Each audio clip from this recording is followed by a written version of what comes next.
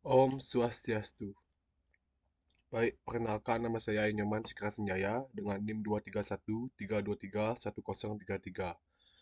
Baik, di sini saya akan menjelaskan tentang materi cloud computing. Apa itu cloud computing? Cloud computing, komputasi awan adalah suatu model layanan komputasi yang menyediakan akses ke sumber daya komputasi, seperti server, penyimpanan storage, proses data, jaringan, perangkat lunak, dan layanan lainnya melalui internet awan.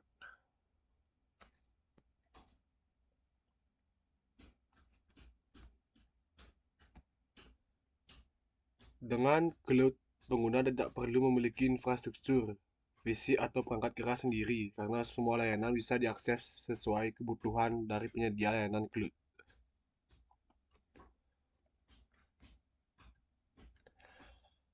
Karakteristik utama cloud computing.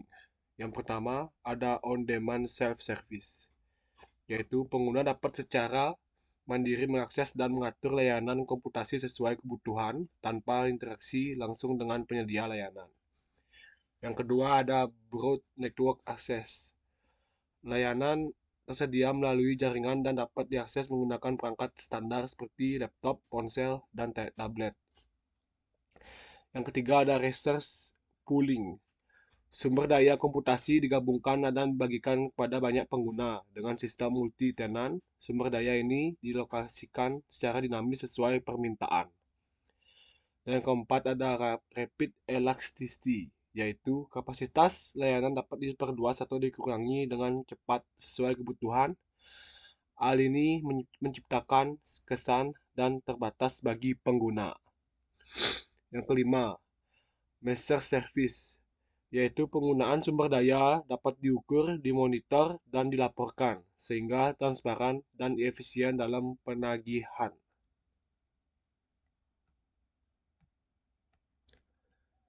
Layanan cloud computing, service model.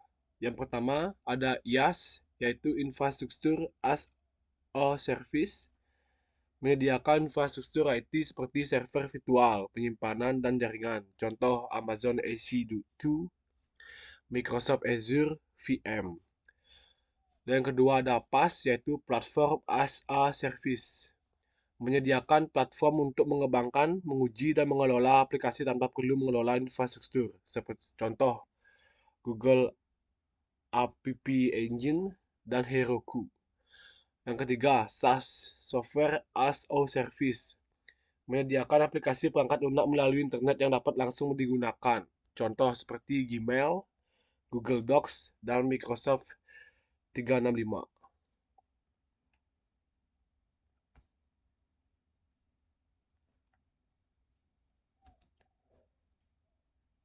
Selanjutnya ada model implementasi cloud, yaitu deployment models. Yang pertama, public cloud, yaitu infrastruktur dimiliki dan dioperasikan oleh pihak ketiga dan tersedia untuk umum. Contoh Google Cloud, AWS.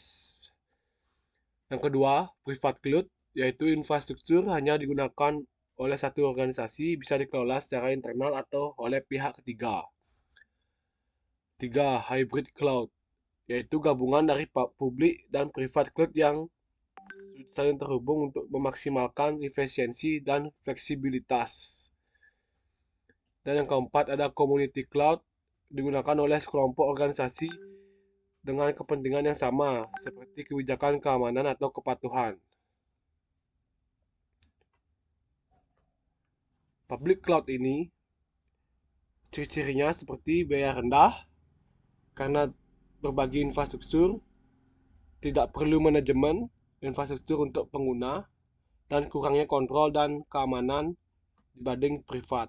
Dan yang kedua, private cloud ini ciri-cirinya seperti keamanan dan kontrol lebih tinggi, cocok untuk organisasi dengan kebutuhan kepatuhan tinggi, dan biaya lebih besar dari public cloud. Dan yang ketiga, hybrid cloud. Ciri-cirinya fleksibel, beban kerja bisa dipindah sesuai kebutuhan, hemat biaya sambil menjaga keamanan dan data sensitif, dan yang terakhir, memerlukan integritas dan manajemen yang baik. Ciri-ciri dari community cloud yang keempat, yaitu ciri-cirinya seperti bersifat kolaboratif, sumber daya dibagi antar anggota komunitas, cocok untuk pemerintahan, sektor kesehatan, atau pendidikan.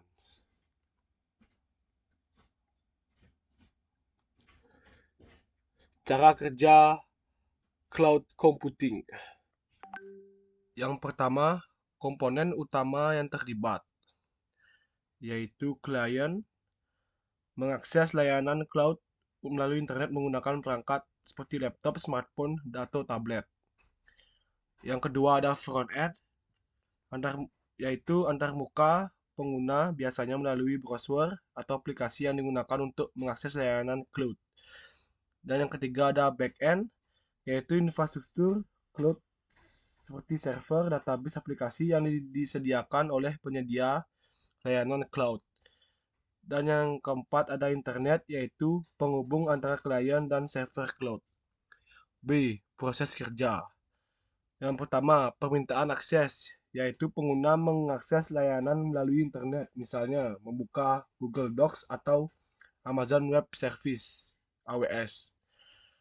Yang kedua, yaitu autentikasi atau autorisasi, yaitu sistem melakukan verifikasi identitas pengguna untuk memastikan akses yang sah. Yang ketiga, pengalokasian sumber daya, yaitu cloud provider secara otomatis mengalokasikan sumber daya seperti CPU, RAM, penyimpanan, dan resource pool untuk memenuhi permintaan pengguna. Yang keempat, pengelolaan dan penyimpanan, yaitu data pengguna diproses atau disimpan di server milik penyedia layanan, misalnya di pusat data AWS atau Google Cloud. Dan kelima, akses hasil, yaitu hasil pemrosesan atau data dapat diakses pengguna kapan saja melalui internet. Resiko cloud computing.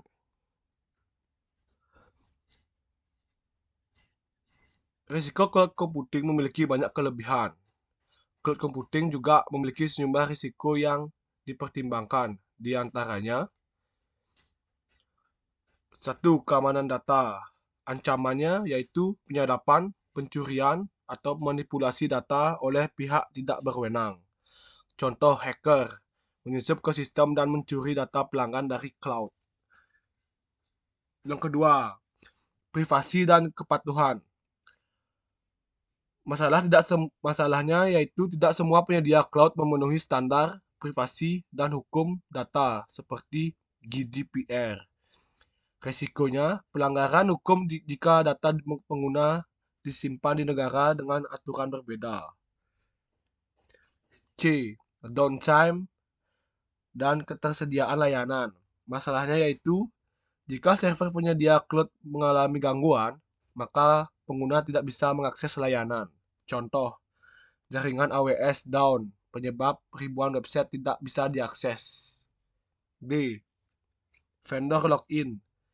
Resikonya yaitu sulit berpindah ke penyedia cloud lain karena perbedaan teknologi, format data, dan biaya migrasi tinggi.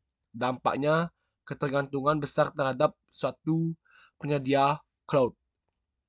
Yang E. Kehilangan kontrol. Masalahnya yaitu organisasi tidak mengelola langsung infrastruktur, sehingga bergantung pada pihak ketiga untuk keamanan, pembaruan, dan pemeliharaan. Dan yang terakhir ada biaya tidak terkontrol. Risiko jika penggunaan tidak diawasi, biaya dapat melonjak secara tak terduga karena model pay as you go.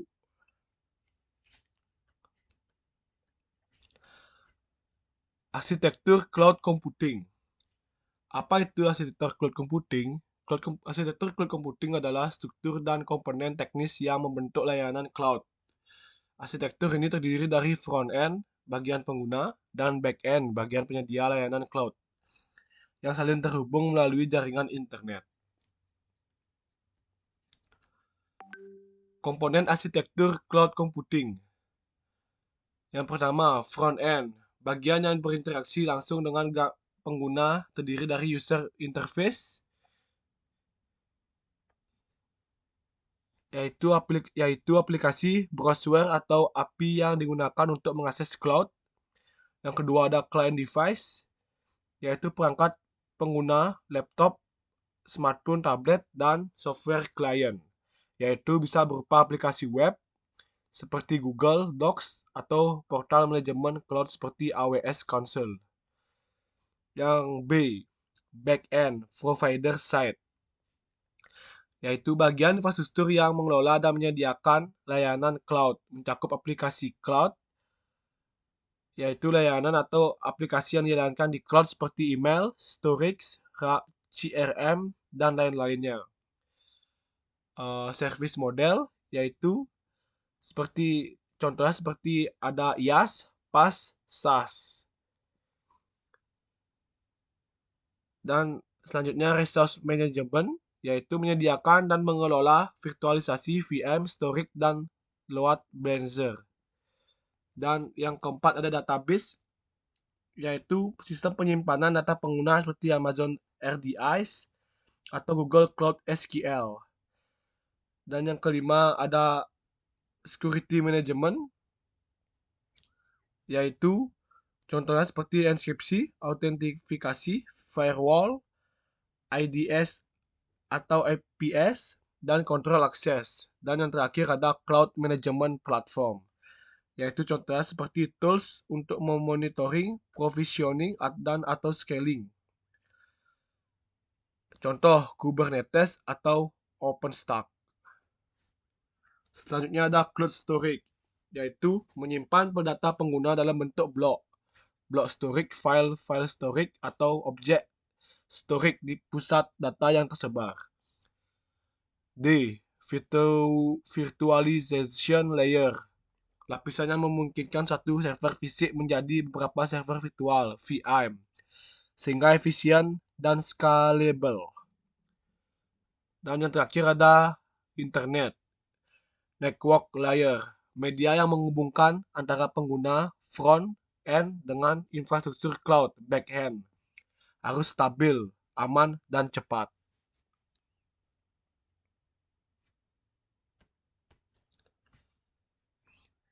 Jenis arsitektur implementasi cloud. Single cloud arsitektur, semua layanan berasal dari satu penyedia cloud. Yang kedua, ada multi cloud arsitektur, yaitu menggunakan beberapa penyedia cloud untuk berbagai kebutuhan, misalnya GCP. Dan yang terakhir ada hybrid cloud arsitektur, menggabungkan cloud publik dan privat untuk fleksibilitas dan keamanan. Karakteristik cloud computing. Karakteristik cloud computing. Karakteristik cloud computing yaitu ada on-demand self-service, broad network access, access pooling, rapid elasticity, dan message service yang sudah tadi saya jelaskan. Dan di sini ada karakteristik tambahan cloud computing, yaitu scalability, yaitu kemampuan sistem cloud untuk menyesuaikan kapasitas naik dan atau turun secara fleksibel dan cepat sesuai dengan kebutuhan pengguna atau beban kerja. Contoh, menambahkan server otomatis saat traffic website meningkat. Yang kedua, high availability dan reliability, yaitu cloud dirancang untuk tersedia 24/7 dan tahan gangguan dengan sistem redundansi, backup, dan failover otomatis. Contoh, data tetap tersedia meski satu pusat data mengalami kegagalan.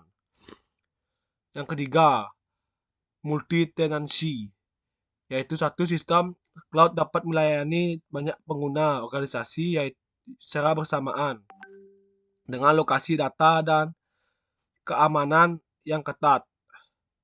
Yang keempat, security, yaitu cloud menyediakan berbagai mekanisme keamanan seperti enkripsi, firewall, deteksi intrusi, dan kontrol akses berbasis peran, yaitu RBAC. Contoh, autentikasi 2 faktor untuk login ke dashboard cloud. Yang kelima, ada automation atau orchestration, kemampuan cloud untuk melakukan automasi proses provisioning, konfigurasi, scaling, dan manajemen layanan secara terkoordinasi. Dan yang keenam ada cost efficiency atau pay as you go. Pengguna hanya membayar berdasarkan penggunaan aktual, seperti CPU, jam, bandwidth, storage, sehingga lebih hemat daripada membeli infrastruktur sendiri. Dan yang ketujuh ada geographical independence, yaitu layanan cloud bisa diakses dari mana saja dan disediakan dari pusat data di berbagai lokasi geografis, memungkinkan latensi rendah dan disaster recovery. Contoh, memilih region server terdekat untuk performa terbaik. Yang ke-8 ada interoperability dan portability, yaitu kemampuan cloud untuk bekerja dengan berbagai sistem lain dan memindahkan aplikasi atau data antar cloud provider dengan mudah. Contoh, migrasi dari AWS ke Azure tanpa perubahan besar. Dan yang terakhir ke-9 yaitu energi efisiensi, yaitu Green IT, yaitu cloud computing memanfaatkan pusat data besar yang lebih hemat energi dan ramah lingkungan dibandingkan infrastruktur lokal. Contoh, Google Cloud menggunakan energi terbarukan untuk operasional data centernya. Karakteristik tambahan ini menunjukkan bahwa cloud computing tidak hanya efisien dan fleksibel, tetapi juga andal, aman, dan ramah lingkungan, membuat ideal untuk berbagai skenario bisnis dan teknologi modern.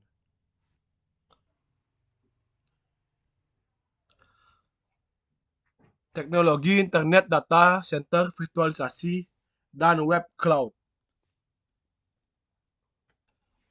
Teknologi pendukung cloud computing. Yang pertama yaitu internet. Merupakan tulang punggung untuk komunikasi cloud, menghubungkan pengguna dengan layanan cloud melalui jaringan global dan mendukung akses real-time, global, dan multi-platform. Tanpa internet ini, cloud computing tak bisa diakses. Yang kedua, data center, yaitu tempat fisik yang menyimpan infrastruktur cloud, server, storage, dan network. Menyediakan redundansi, pendinginan daya listrik cadangan, dan pengamanan fisik. Biasanya terdistribusi secara geografis, agar layanan tetap tersedia meskipun terjadi gangguan lokal. Contohnya seperti data center Amazon, AWS, dan Google, dan Microsoft. Yang ketiga, ada virtualisasi, yaitu teknologi inti yang memungkinkan satu perangkat fisik menjadi beberapa mesin virtual, VM. Menyediakan isolasi antar pengguna dalam satu server fisik. Digunakan dalam IaaS untuk efisiensi dan skalabilitas. Contoh softwarenya seperti VMware, Hyper-V, dan KVM. Yang keempat ada web teknologi, yaitu teknologi web digunakan untuk mengakses dan mengelola layanan cloud melalui browser atau aplikasi web seperti HTTP, REST API, HTML, dan JavaScript. Memungkinkan pengguna akhir dan developer mengakses cloud dengan cara yang mudah dan fleksibel. Contoh, akses dashboard AWS via browser, integrasi API, cloud ke web apps.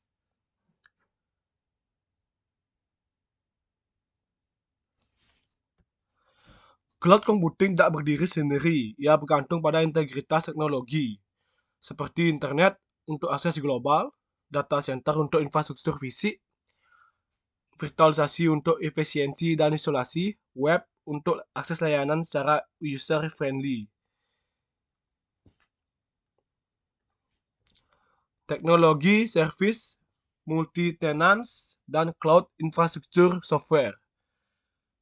Yang pertama, ada Service Oriented Architecture, yaitu COA. Konsepnya, arsitektur berbasis layanan SOA memungkinkan cloud dibangun dengan kumpulan komponen modular yang saling berinteraksi melalui antarmuka terstandardisasi. Ciri utamanya seperti layanan terpisah, reusable, layanan yang dapat dipakai ulang untuk berbagai aplikasi. Contohnya seperti AWS, Amazon Web Service, menyediakan layanan terpisah seperti S3 storage, EC2 komputasi, dan RDS database. Yang kedua, multi-tenance. Definisinya yaitu model di mana suatu instan aplikasi atau server melayani banyak tenan dengan isolasi data dan konfigurasi. Keunggulannya seperti efisiensi biaya, sumber daya komputasi dipakai bersama, skabilitas, penambahan tenan baru tanpa deploy sistem tambahan. Contoh implementasinya seperti Dropbox dan Salesforce. Yang ketiga yaitu Cloud Infrastructure Software.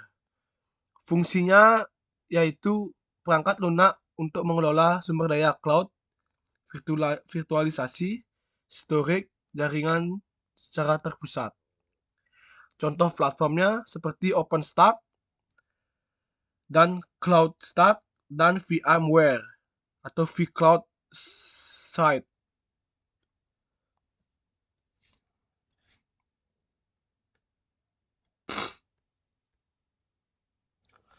Ancaman keamanan cloud computing. Cloud computing menawarkan banyak keuntungan seperti skalabilitas, efisiensi biaya, dan fleksibilitas. Namun ada berbagai keamanan yang perlu diwaspadai, terutama terkait data breaches, serangan cyber, dan compliance. Berikut ancaman utama beserta solusi mitigasinya. Yang pertama, data breaches, kebocoran data. Deskripsinya yaitu akses tidak sah terhadap data sensitif, misal data pelanggan, rahasia perusahaan. Penyebabnya yaitu konfigurasi salah, enkripsi lemah, dan eksploitasinya kerentanan. Contoh kasusnya seperti tahun 2019 yaitu ada Capital One, 100 juta nasabah bocor karena miskonfigurasi firewall di AWS. Dan contohnya yang kedua yaitu di tahun 2012 yaitu ada Dropbox, 68 juta password pengguna diretas akibat serangan phishing. Mitigasinya atau penanganannya yaitu dengan cara enkripsi data baik address atau in transit. Gunakan akses kontrol ketat dan audit berkala dengan tools seperti AWS Guarducci atau Azure Security Center. Yang kedua, data loss. Hilangnya data. Data terhapus atau rusak akibat kesalahan manusia, human error, berencana alam, dan serangan ransomware. Contoh nyatanya tahun 2017 yaitu GitLab, data pengguna terhapus secara skrip otomatis yang salah. Dan contoh yang kedua itu kasusnya yaitu 2014 yaitu Codespace, perusahaan bangkrut setelah serangan ransomware menghapus seluruh data AWS-nya. Cara mencegahnya atau mitigasinya yaitu dengan backup otomatis dengan retensi multiversi. Gunakan strategi 3-2-1 yaitu dengan 3 salinan data, 2 media berbeda, 1 di lokasi terpisah. Dan latih karyawan tentang prosedur pemulihan bencana. Yang ketiga, insecure API yang rentan. API cloud yang tidak diamankan menjadi celah bagi peretas untuk mencuri data atau mengambil alih sistem. Contoh nyatanya seperti tahun 2018, yaitu pelanggan Venmo, transaksinya pengguna terbuka seperti API dapat tanpa autentikasi. Dan tahun 2021 ada kasus contoh nyatanya seperti T-Mobile, 50 juta data pelanggan bocor lewat eksploitasi API. Cara mencegah atau mitigasinya yaitu dengan menggunakan OAuth 2.0 atau API Gateway. Lakukan pen testing dan batasi request. Yang keempat, akun hijacking atau pembajakan akun. Peretas menguasai akun cloud admin user melalui phishing, credential stuffing, atau eksploitasi MVI. Contoh nyatanya tahun 2020 yaitu Twitter. Akun CEO Elon Musk dan Obama dibajak via social engineering. Dan di tahun 2020 contoh kasusnya yaitu SolarWinds serangan supply chains dimulai dari pembajakan akun Microsoft 365. Cara mencegah atau mitigasinya yaitu dengan cara multifactor authentication MVI, gunakan password manager, dan monitor aktivitas mencurigakan dengan SIEM seperti Cloud atau Azure Sentinel.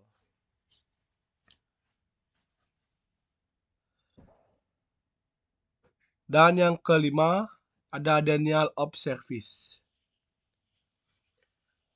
Deskripsinya yaitu serangan yang membanjiri server cloud dengan traffic palsu hingga layanan down. Contoh kasus nyatanya seperti tahun 2020 AWS, Amazon Web Security, serangan DOS 2.3 Tbps besar sepanjang sejarah. Dan yang contoh tahun 2021-nya yaitu Cloudflare, yaitu mitigasi serangannya 17,2 juta request per detik. Cara mencegah atau mitigasinya yaitu dengan cara gunakan layanan DOS Protection, AWS Salt, dan Cloudflare. Dan gunakan auto scaling untuk hadapi lonjakan traffic dan Anychain DNS seperti Google Cloud CDN untuk distribusi beban.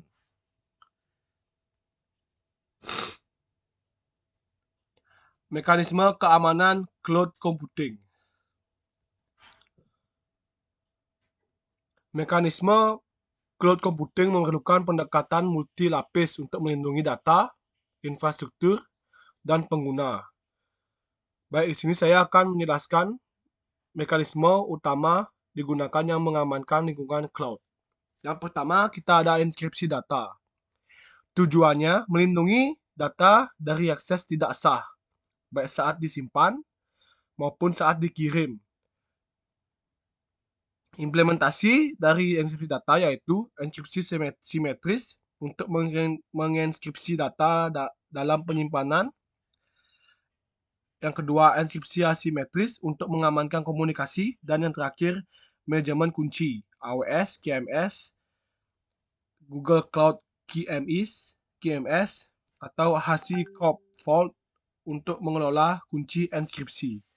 Contoh, AWS S3 menginskripsikan data secara default dengan server side encryption SSE S3. Google Cloud menggunakan Cloud ASM untuk inskripsi tingkat tinggi. Dan yang kedua, kontrol akses, identity, dan akses manajemen EIM. Yaitu tujuannya memastikan hanya pengguna yang berwenang yang dapat mengakses sumber daya cloud. Implementasinya yaitu Role Based Access Control RBAC, memberikan izin berdasarkan peran admin, developer, auditor. Dan yang kedua, multi-factor authentication MVI, mewajibkan verifikasi 2 langkah seperti SMS, OTP, biometrik, Dan yang terakhir, prinsip least privilege. Hanya berikan akses minimal yang diperlukan. Contohnya seperti AWS-IM memungkinkan pembuatan kebijakan akses granular, dan contohnya seperti Azure Active Directory, Azure AD, menggunakan conditional access, blokir login, dan lokasi mencurigakan. Selanjutnya, keamanan jaringan, network security-nya, tujuannya yaitu melindungi lalu lintas data dan mencegah serangan seperti DOS dan intrusi. Implementasinya yaitu Virtual Private Cloud (VPC), Firewall dan Web Application Firewall (WAF), dan segmentasi jaringan.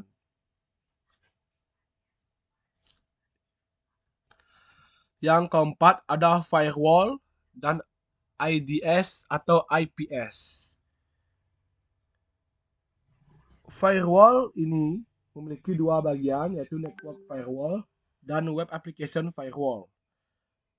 Dan IDS IPS ini memiliki SNOT, Open Source atau AWS Network Firewall dengan fitur IDS terintegrasi. Contoh nyatanya seperti Google Cloud Armor, mitigasi DDoS dan pemfilteran layer 7. Dan Azure Firewall Premium mendukung analisis traffic TLS. Dan yang kelima ada backup dan disaster recovery. Strategi backupnya yaitu menggunakan 3.1 rule, 3 salinan data, 2 media berbeda, dan 1 offsite. Dan menggunakan juga versioning. Contoh AWS SD3, versioning untuk recovery file terhapus atau terinfeksi ransomware. Disaster recovery-nya dia menggunakan RCO dan RPO, Recovery Times Objective dan Recovery Point Objective. Contoh nyatanya seperti AWS Backup dan Azure Set Recovery.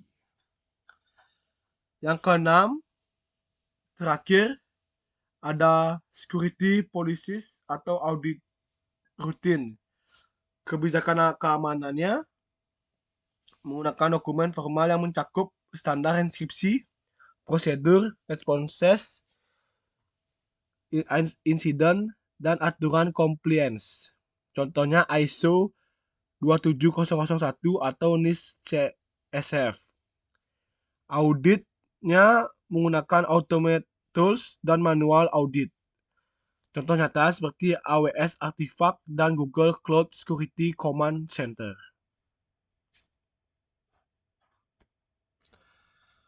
Baik, DIC, Data Intensive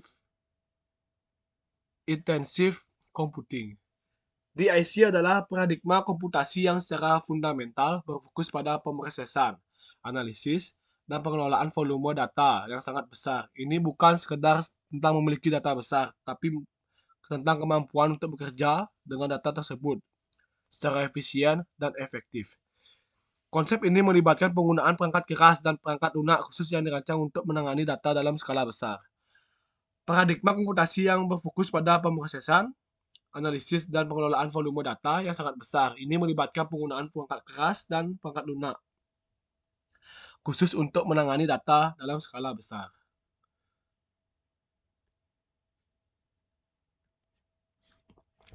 Apa itu data intensive computing? Yang pertama adalah paradigma komputasi untuk pemrosesan data dan analisis data dalam jumlah besar. Yaitu penjelasannya yaitu DIC adalah paradigma kerangka kerja pemikiran dalam dunia komputasi yang berfokus pada penanganan data berukuran sangat besar, yaitu big data. Tidak hanya menyimpan, tetapi juga memproses dan menganalisis data dalam volume tinggi secara efisien dan data diskalakan. Dan ketiga, DIC memanfaatkan sistem terdistribusi dan paralel untuk mengelola data dan sebagai sumber sensor, log, server, media sosial, dan lain sebagainya. Yang kedua, fokus pada efisiensi pengelolaan data, bukan sekadar kecepatan perhitungan.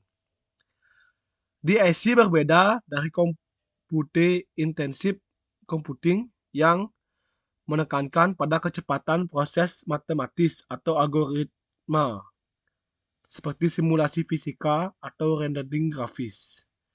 Dalam DIC, yang menjadi prioritas adalah efisiensi dalam mengelola data besar, seperti bagaimana data disimpan dan diakses, bagaimana data dipindahkan antar node, atau bagaimana memproses data secara paralel agar dapat dan tahan kegagalan implikasinya. Yang ketiga, digunakan dalam bidang Big Data, Cloud, dan AI. Penjelasannya, Big Data DIC menjadi fondasi utama untuk menyimpan dan menganalisis data besar dalam berbagai sektor bisnis, ilmiah, sosial. Cloud computing, platform cloud seperti AWS, Azure, dan GCP menyediakan layanan DIC berbasis cloud yang elastis dan mudah diskalakan. Dan artificial intelligence, yaitu AI, model AI dan machine learning yang membutuhkan data dalam jumlah besar. DIC menyediakan arsitektur untuk menyimpan, membersihkan, dan menyuplai data ke model-model tersebut.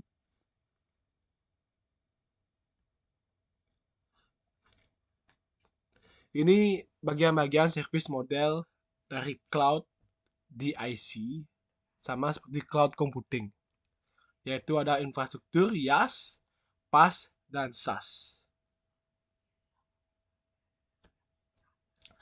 Mengapa DIC penting? Ledakan data, volume data terus meningkat jauh melampaui kemampuan sistem komputasi tradisional. Wawasan bisnisnya, data mengandung wawasan berharga yang dapat mendorong inovasi dan keunggulan kompetitif. Dan aplikasi modernnya, berbagai aplikasi modern seperti AI, IoT, dan analisis perilaku pengguna sangat bergantung pada kemampuan DIC.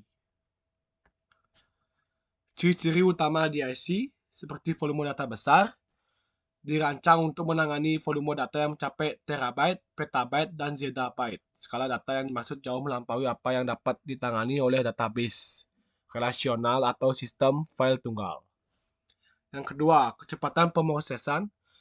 Meskipun volume data besar, DIC berusaha untuk mencapai kecepatan pemrosesan yang tinggi untuk memungkinkan analisis real time atau near real time. Yang ketiga, pemrosesan paralel dan terdistribusi untuk mengatasi volume dan kecepatan.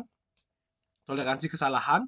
Dalam sistem terdistribusi skala besar, kegagalan komponen adalah hal yang lumrah. DIC dirancang untuk tangguh terhadap kegagalan dan dapat terus beroperasi meskipun ada sebagian komponen yang mati. Scalability, sistem DIC harus mampu tumbuh seiring dengan pertumbuhan volume data dan kebutuhan pemrosesan. Heterogenitas data, DIC sering kali harus bekerja dengan berbagai jenis data, termasuk data terstruktur, semi-terstruktur, dan tidak terstruktur. Contoh aplikasi DIC yaitu ilmu sains, pemerintahan, bisnis, media sosial, dan Internet of Things, IoT. Arsitektur data sensitive computing. Yang pertama, storage layer, lapisan penyimpanan. Lapisan ini bertanggung jawab untuk menyimpan data dalam skala besar secara terdistribusi, seperti Hadoop Distributed File System (ADFS), Amazon S3, Google Cloud Storage, Azure Blob Storage. Yang kedua, processing layer, lapisan pemrosesan. Lapisan ini menangani komputasi dan transformasi data, seperti Apache Spark, MapReduce, dan Apache Flink. Yang ketiga, manajemen layer, yaitu lapisan manajemen sumber daya. Lapisan ini mengatur dan mengelola sumber daya, komputasi, dan penyimpanan, seperti yet another research negotiator, Kubernetes, sistem open source untuk motivasi penyebaran scaling dan manajemen containerized. Dan yang keempat yaitu ada query dan visualization layer. Lapisan query dan visualisasi. Yaitu lapisan ini memungkinkan pengguna untuk mengakses, menganalisis, dan memvisualisasikan hasil pemrosesan data seperti Hive, Presto, Grafana, dan Tableau Power BI. Teknologi pendukung DIC yaitu ada Hadoop, Apache Spark, NoSQL database, database non relasional yang dirancang untuk skala besar, skema fleksibel, dan ketersediaan tinggi, yaitu ada MongoDB, Cassandra, HBase, dan Redis Neo4j, dan contoh lainnya.